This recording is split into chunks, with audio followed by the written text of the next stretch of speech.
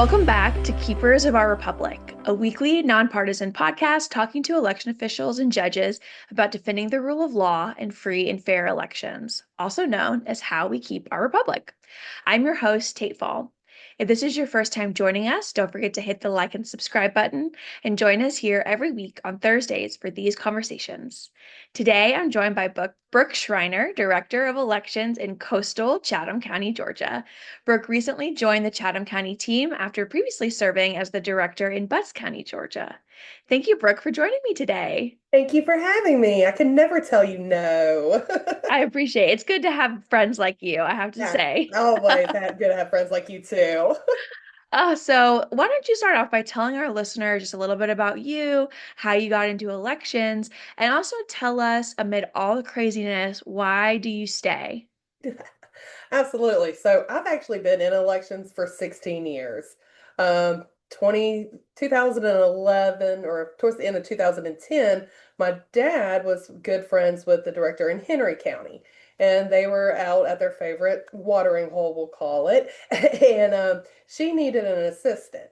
Her previous assistant did pass away, and so she had a position to fill. And me being married with two young babies, and I needed insurance, and I was like, oh, this should be easy. They don't do nothing, just election day and early voting. So, of course, I applied and she hired me, and boy, was I wrong. And so, Henry County was still, and it still is, the top 7 to 10 counties in Georgia, and got lots of things to learn very quickly. I was over the poll workers and polling locations, plus did the voter registrations, and then I got my hands into the machines. And so spent there until 2021. And then there was an opportunity for Butts County needing a new director, and I was ready for a change. I was ready to lead. And I said, what a better way to do a small county? So I jumped there and was there and I love it. I missed it, my one polling place. But then coming to Chatham, my my counterpart, or who was my old employee, Karen, Karen, she saw the job and she says, well, if you don't apply for it, I'm going to apply for you. So I was like, well, I better beat her to it. And I just going on a whim, applied for it and landed here in Chatham. So that's where I'm at now. I love it. I love it. And why do you keep coming back? I mean, it's crazy, it's tough, it's long hours. Tell me what's your why?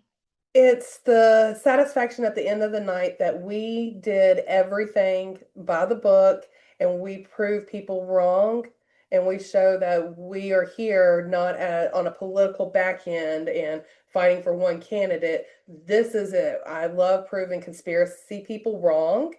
And I love the constant challenge of legislation changes. Didn't think I would ever be a big legislation nerd, but here I am, part of the legislation committee, fighting what's right. If, a legislator comes to me or a state election board or even my board comes to me, hey, I think we need to do it this way, especially with like the drop boxes or polling location changes or whatever have you. And I'm like, no, let's look at this. I'm always on the voter side.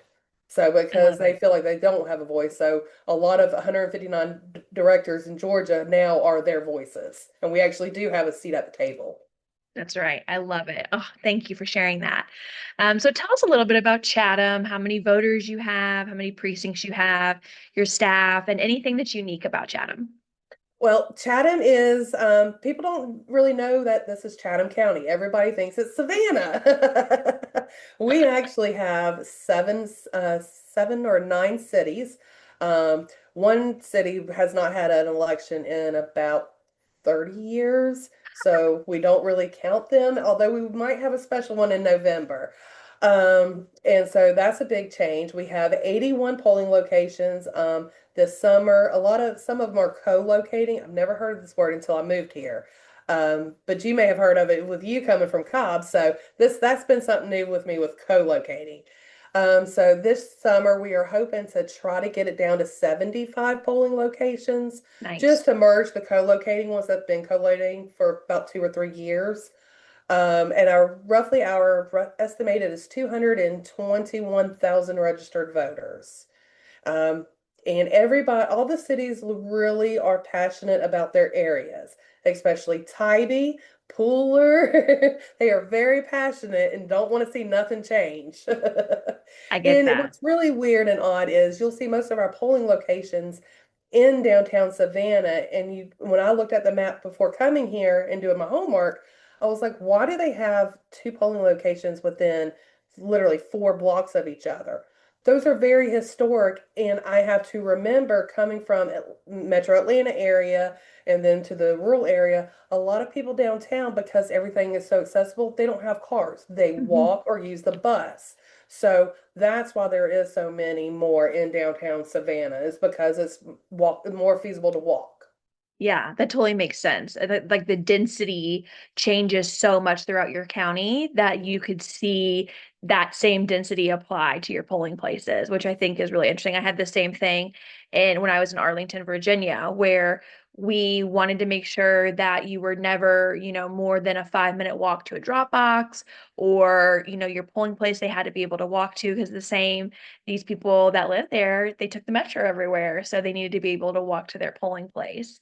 And I know you mentioned co-locating precincts. For our listeners who aren't familiar with the lingo, that is when you have two polling places co-locating in the same physical location. So I think a lot of times we talk about polling places and we talk about precincts as if they're interchangeable, but they're not. So a precinct is the physical boundary around the people in your little area that vote. So whatever that is to your precinct, and then the polling place is where you actually go to vote, where you go to cast your ballot on election day. So in a lot of counties where you have a lot of precincts, and they could be a lot because of the district lines and how they're drawn. Having lots of cities is going to change how your congressional districts and all your state districts are drawn. And so when you have a lot, especially now, I really noticed.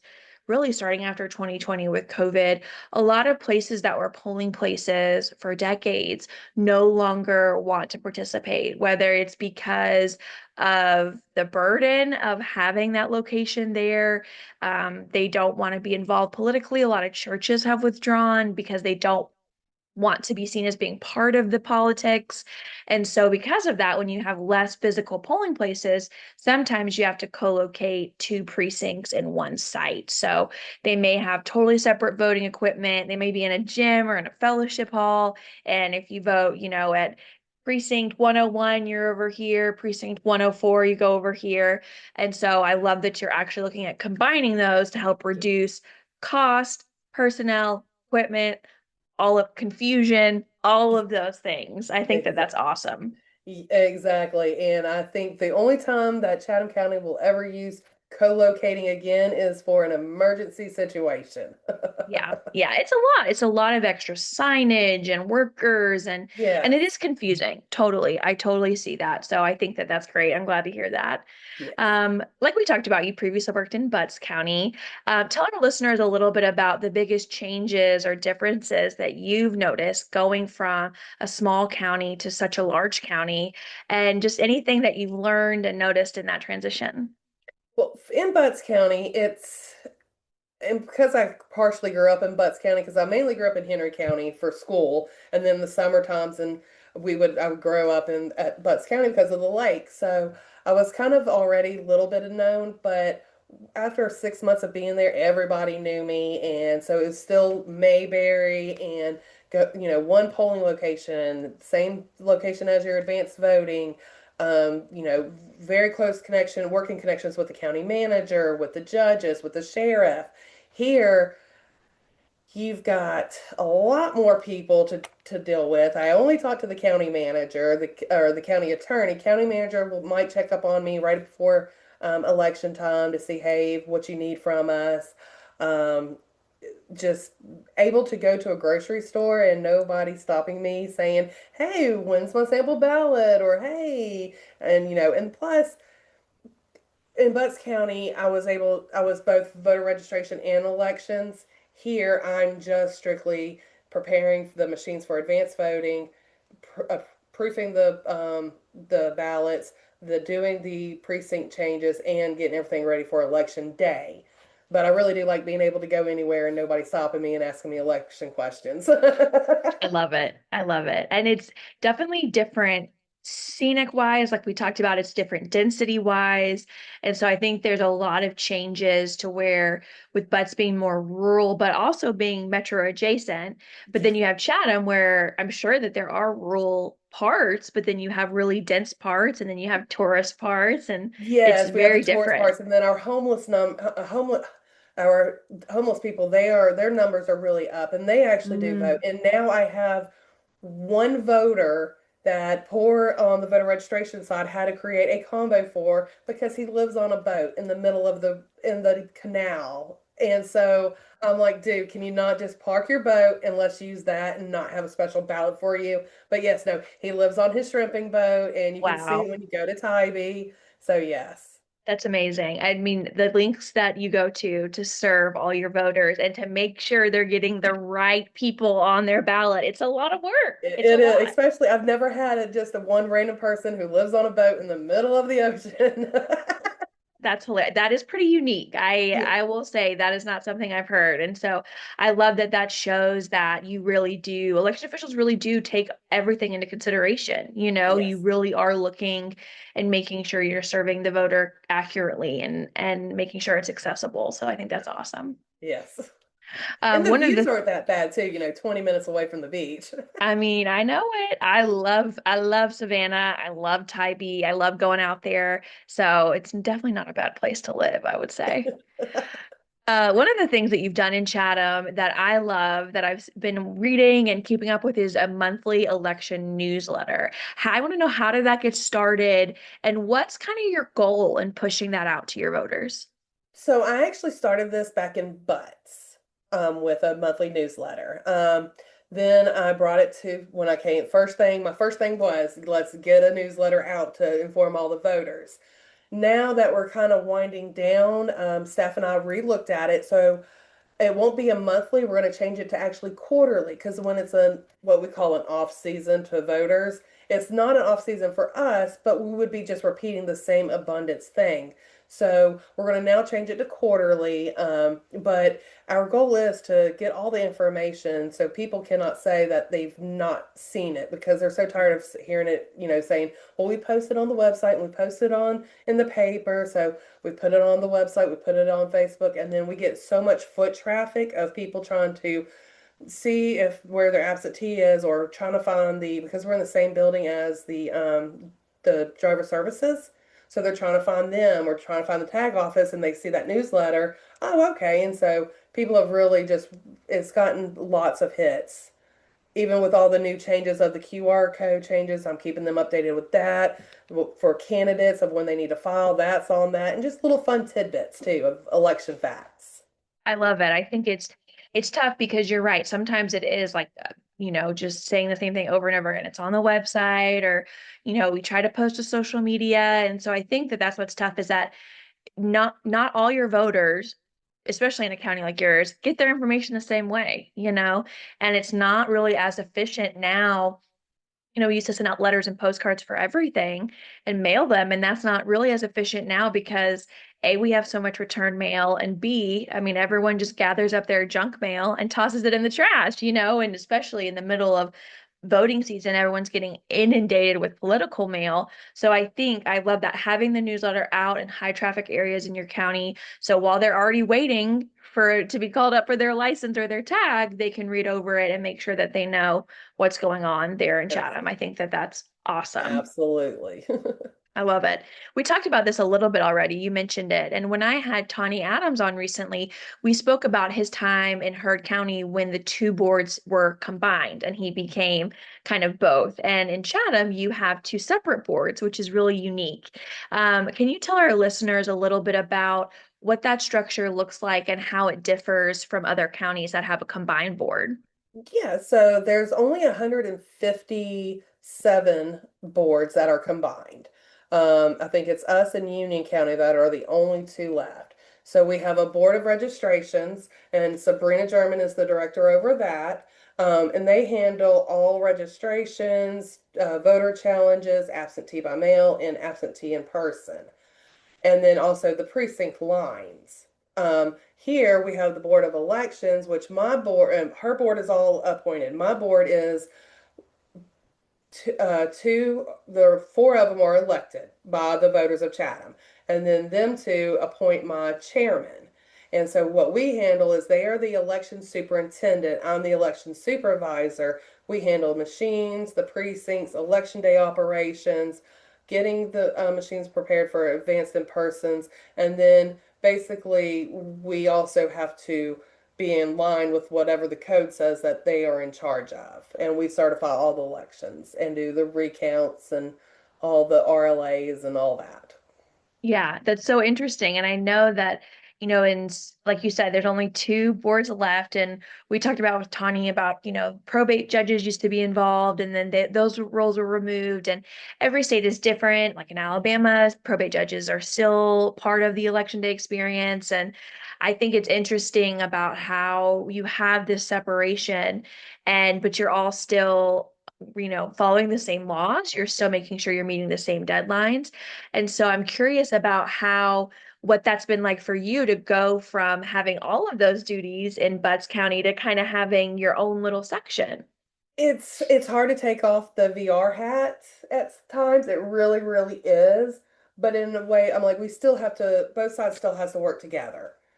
And so, but it's hard for me to kind of put off that VR hat because Sabrina is doing her job and her team is doing a job too. So, but anything that I can help out, I will try to come in and be like, hey, can we tweak it a little or something? And, but it's definitely a challenge to try to, once you've done that job for 16 years, to just stick with the machines. Yeah, I bet. But I think it's also nice that you have all of that understanding because I think it helps kind of color the way that you approach things. And I think that that's a huge benefit that you have.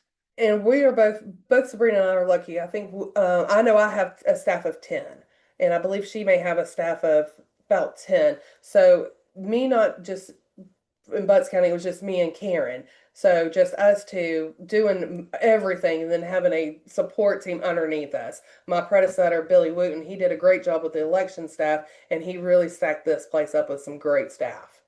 It's awesome. It's so much of relying on your team, and I'm sure it's hard to go from you and Karen doing everything to coming to Chatham and having to delegate a lot of tasks and a lot of it is I'm sure you're like, okay, yeah, I definitely want to offload the things I didn't like, but then you also have to let go of things that you love doing, and that can be tough. I had the The same LNA, not thing. touching LNA, that was my thing. I love just being able to put in some music and rock out and do my thing, but I'm still very hands off but hands on election night. It's me and Gavin right now in the server room on election night. I let him upload the cards, but I'm overseeing it and uploading or overseeing them push the absentees. So it is hard for me because I'm such a control freak. Be so hands on when I or be hands off since I've been so hands on for so long. Yeah, yeah. And I think that having, like I said, having that understanding helps so much because it's an extra set of eyes and that extra set of checks. And Hmm. that just makes sure that the results you're uploading or the machines you're testing, the voters in Chatham can rest assured that everything was double checked and that you know what you're doing. And that's really Exactly. reassuring, I think. Absolutely. That's why I I was love it. glad that my first RLA here, we were 100% spot on.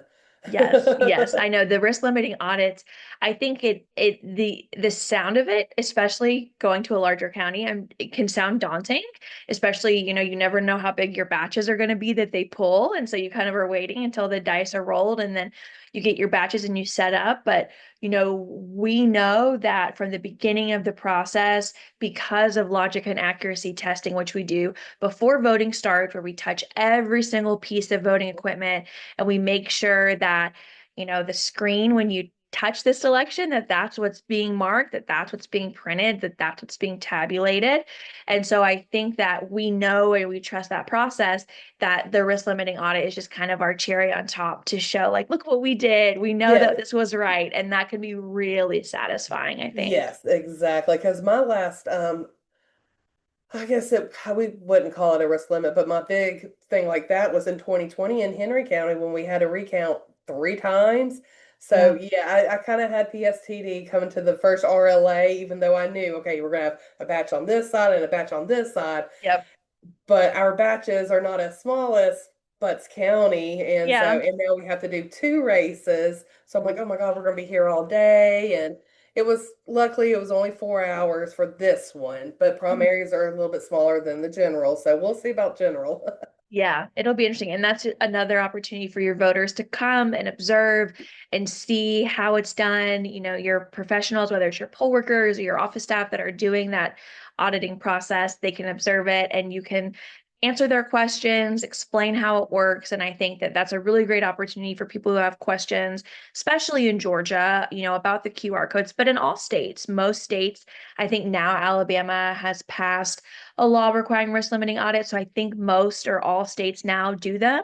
So I encourage our listeners to reach out to your local election office and ask what kind of audit you do, how you can observe, because I think it's a really great experience to kind of see after the election. You know, we're not done election night. We still do all of this other work to make sure our results were accurate. Right. And I'm actually very, very fortunate. Chatham County has an audit department. So they actually will come in and help us there as our That's awesome. nonpartisan. So they'll come in as our nonpartisan for the audit process. And those audit department, they are spot on and make sure every single one counts. Yeah, that's awesome. I love having that where you can work with your county partners to Yes. bring in people that are experts in that field. I think that's an Yes. awesome thing that you guys do. I love it. Well, congratulations are in order because you are graduating from the Certified Election and Registration Administrator program, also known as Sarah, this summer. I'm so I just excited for finished my you. project today, my last project. I love it. I love it. And we'll be celebrating you in Kansas City at graduation. This is a program I care deeply about. I went to Auburn. I did the election administration program. I know all the professors that do the Sarah classes really well. And I would love for you to tell our listeners about what the program is and why it's been valuable to you.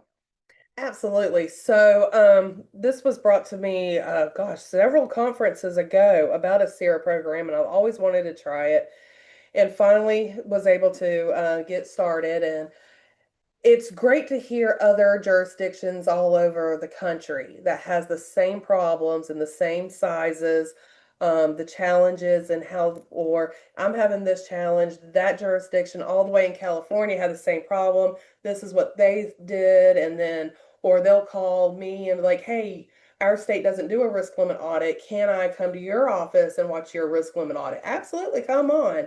And making those connections. I'm actually, a couple of me and my staff members are going to go up to North Carolina to Durham to go see their amazing facility. Nice. And so, because we want to prepare our staff to prepare a plan for if we need to get to move to one building of Hmm. what that should look like. And I just fell in love when I went to the SEER class up there with their building.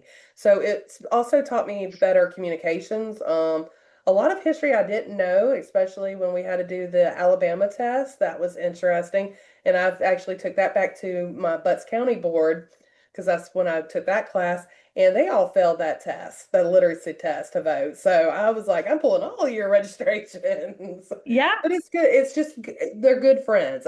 Everybody that I've had in all my classes have been the same. I'm glad to see more Georgia people turn out than because I think we're right up there with Texas people of how many people are participating. So I know I've got two staff members that will be joining us. Well, one will be joining us July 1st, and I think later on in the year I'll have another one join. That's awesome. Yeah, I love the Sarah program. It's really, like you said, extensive. So there's I believe it's 12 core Mhm. courses you have to take before you can graduate.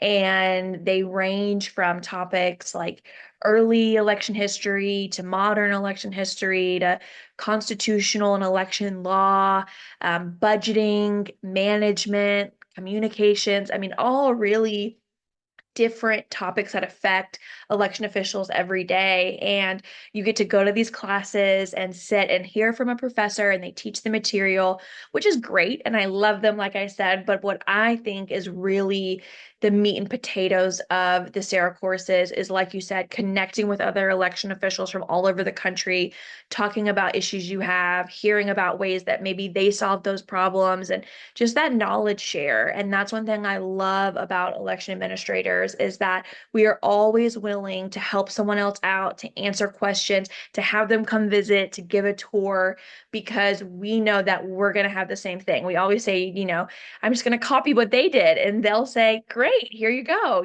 There's no hard Never feelings or anything. reinvent the wheel. No, exactly. And I love that election officials care so deeply about their job to invest and to take these courses because it's a lot of time. It takes years to get these courses done.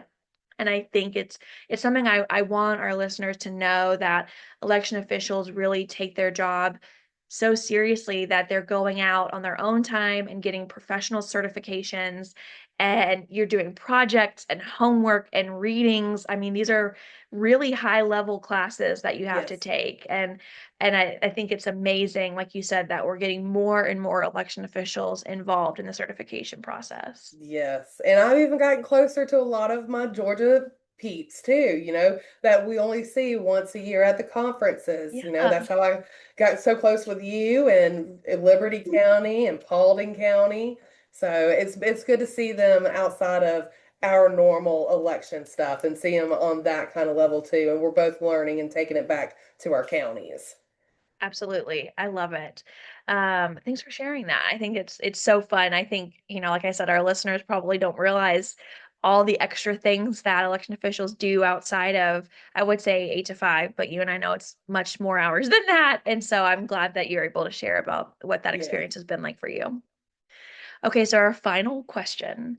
What is the one thing you would like for voters to remember as we are in the middle of a very busy election year? If you have questions, go straight to the source. Go to your county's website. Go to your county. Go to the Secretary of State's website. Don't go off of the news stations. If you're not sure who to vote for, print off of your sample ballot. Mark them. You can bring in that cheat sheet. Do not bring your phone. That is not allowed. So if you don't have a printer, go to your local elections office. They'll print you one off. Um, Talk to the candidates. We know no information. We only qualify the local candidates. The state does the state candidates. We can't tell you here's their phone number, what their backgrounds are. Do the Google researches. Contact both of your local parties. Be well educated, because when you're not, that takes the longest time at the line of the BMDs or the voting machines, is not being educated. Especially this past election, we had the straw questions, what I call them, the party questions. Then in November, you're going to have amendments and referendums. So get to know that first. That's going to move your lines quicker. Absolutely. I love it. I think it's so important you highlight, reaching out to your local election officials. In Georgia, like you said, you can't have your phone in the voting booth. And a lot of times voters are looking at that sample ballot for the first time outside the voting room, and they're trying to do their research and they can't bring their phone in. And every state is different. In Virginia, you could have your phone in the voting booth, but you couldn't, you could take a picture of your ballot. In some states, you can't take a picture of your ballot. So make sure you call your election office, figure out what can you have, what can't you have, what can you wear, what can you not wear if you plan on wearing political attire, and make sure, like you said, you're prepared, you've done your research. There are a lot of great nonpartisan information sources out there. One I use is ballotready.org. They do a great job of gathering all the information from the candidates because, like you said, we don't ask the candidates questions. We don't have candidate questionnaires available. We don't have their stances on issues available. That's not what we do. I always say when I was in election administration, my job is to administer and grade tests. That's all I do. I don't Mm-hmm. pick the people on the tests. I just administer it and then I grade it and I post the results and that's it. And I think sometimes that is not something maybe voters are as familiar with, or if they move to a different state, it could be really different from where they came from. So talk to your local election office, find out how it works for you in your county or your city. Love it. Awesome. Well, thank you, Brooke, for joining me today. Always great to chat with you, girl, and Yes, for sharing thank your you. insights with our listeners. And listeners, thank you for tuning in. We'll be back next week with another episode talking with more keepers of our republic. If you like this episode, please share it on social media and tell your friends. It's the best way for folks to find out about us. I hope you'll agree that our guest is indeed a keeper of the Republic. If you want to learn more about how you can help keep our Republic, stop on over to our website, keepourrepublic.org.